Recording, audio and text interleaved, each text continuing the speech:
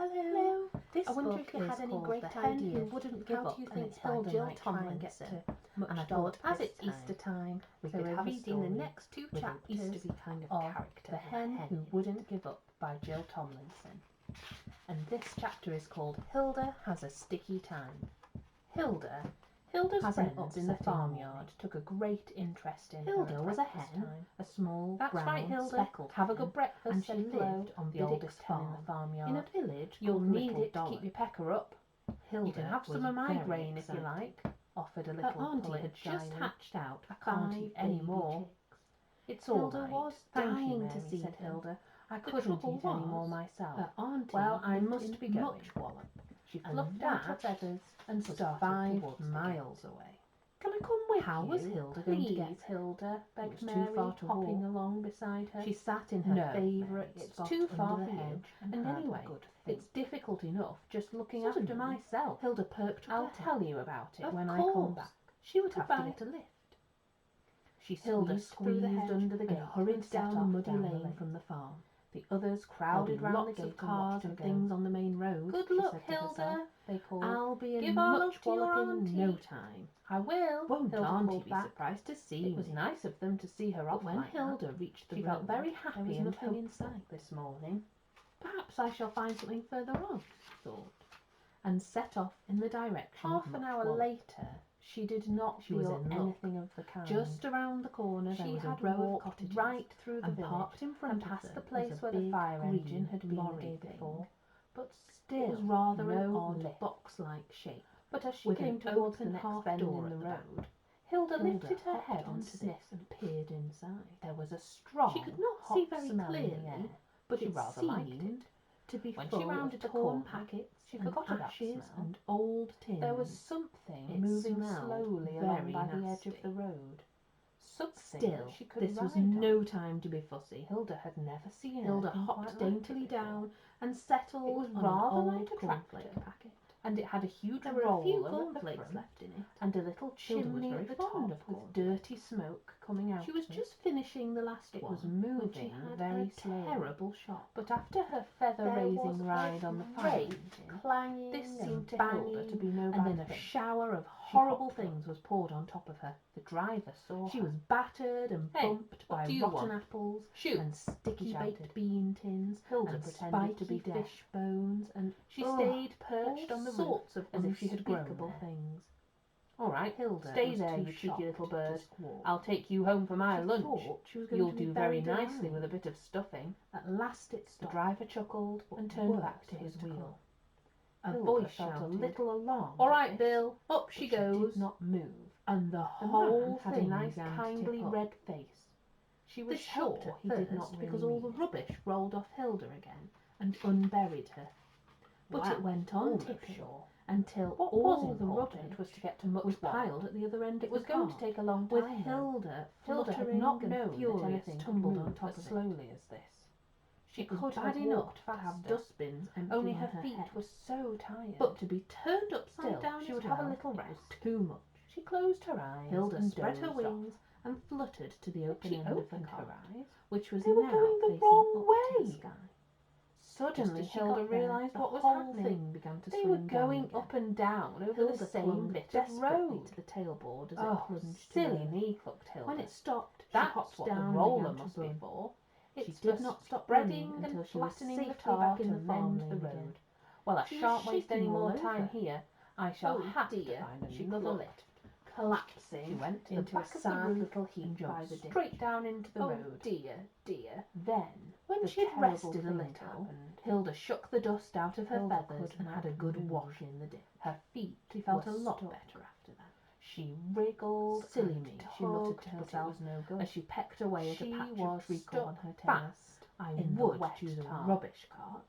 She Never started mind. to peck at the I'm tar going to see around her Auntie's feet chicks to see if somehow. she could free I'll them. try again tomorrow. This was a silly on thing something to do, cleaner. as she soon realised. And brave Her little beak Hilda cocked became her head stuck and together set with off home tar. to the farm. The steamroller had turned round Hilda and was gets a lift. coming back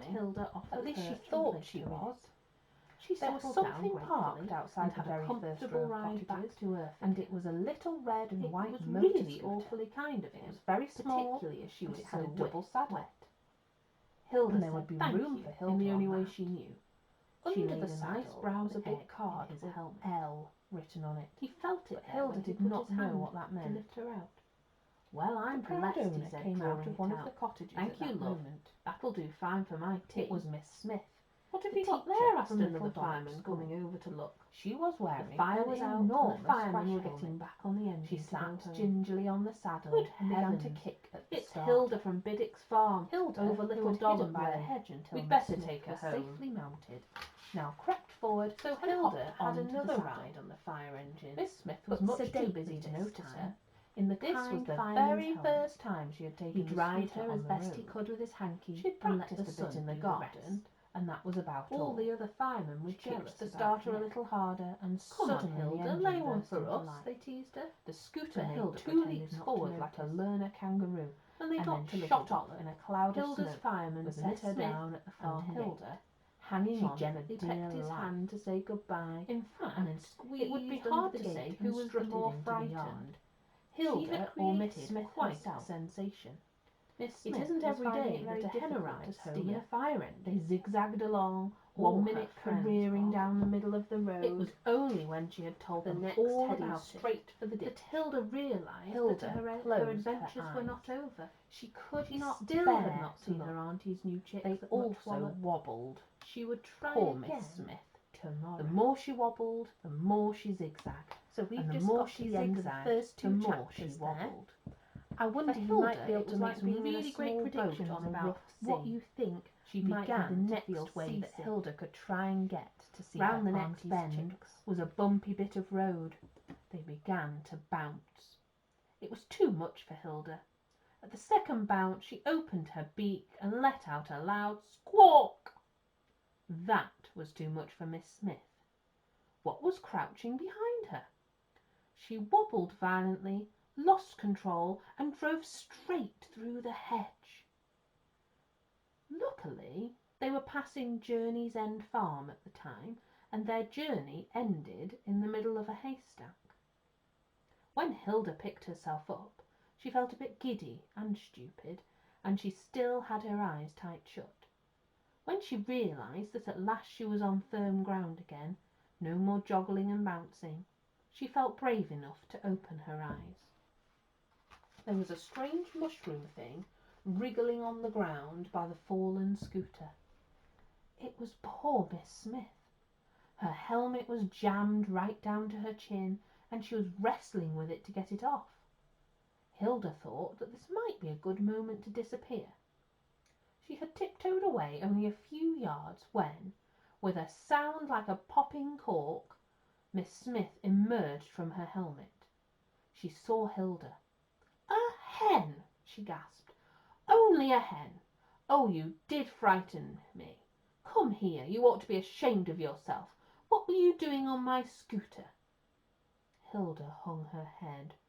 Her feathers were still all ruffled, and bits of hay and chaff were stuck all over her.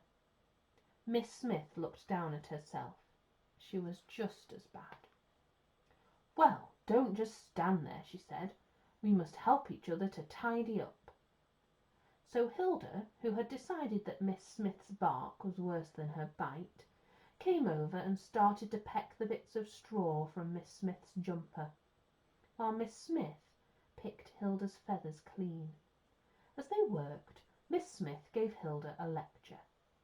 "Now, Miss Hen, I hope you've learned your lesson. Never take a ride on something without asking first. If I had known you were there, this accident would never have happened. If you want somebody to give you a lift, you must stand by the road and hold your claw up like this." Miss Smith held up her fist and pointed her thumb down the road.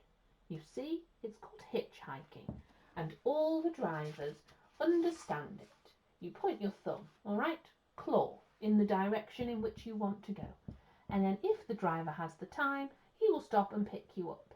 You understand?" Hilda nodded. If only she had known this before. Tomorrow she would try it. "Well," said Miss Smith, standing up and brushing down her skirt, "I think we'll do now. My scooter seems to be all right. I'll give you a lift home if you like." Hilda didn't like. She was not going through all that again. She backed away. "It's all right," said Miss Smith, laughing. "I think I've had enough for one day too. I shall push it home." that was different. Hilda waited while Miss Smith righted the scooter, and then she hopped up on the back again. They had a pleasant journey home. Hilda liked Miss Smith. When they reached her cottage, Miss Smith propped her scooter against the fence. "Here we are," she said. "Oh, I'm dying for a cup of tea." Hilda hopped down and looked hopefully at Miss Smith. Miss Smith was a very understanding person. "You must be thirsty too, Miss Hen. Would you care to join me for a cup of tea?" Hilda had never been invited out to tea before. She followed Miss Smith into her kitchen. Miss Smith put the kettle on and then looked down at Hilda. "I don't expect tea is much good to you, is it? Let me see what I can find." Hilda liked what she found. Miss Smith brought her a cup of water, some porridge oats, and how could Miss Smith have known? Some cornflakes. Hilda decided she liked going out to tea. "Well, you're a very tidy eater, I must say," said Miss Smith, looking at her clean kitchen floor when Hilda had finished. She hadn't left a crumb. "You must come again one day." Miss Smith saw Hilda to the door. "I hope you know your way home from here, Miss Hen. Well, good-bye. Remember what I told you. Ask next time. Bye." Hilda went down the path and out of the front gate. She paused for a few minutes to leave something for Miss Smith in her upturned crash helmet, and then made for little Dollop and the farm. When she reached the gate, everyone rushed to welcome her. "Hilda, did you get to much wallop?" "No, I'm afraid not, but I've been to tea with Miss Smith, the school teacher." "You haven't!" They couldn't believe it. Hilda told them all about it. Then old Flo came up and sniffed her. "Well, I never! She smells lovely. Come and smell her, girls." They gathered round and sniffed cautiously. Hilda smelled faintly of Miss Smith's lavender water. "I told you I would come home smelling nice," she said. That's the end of chapter 4.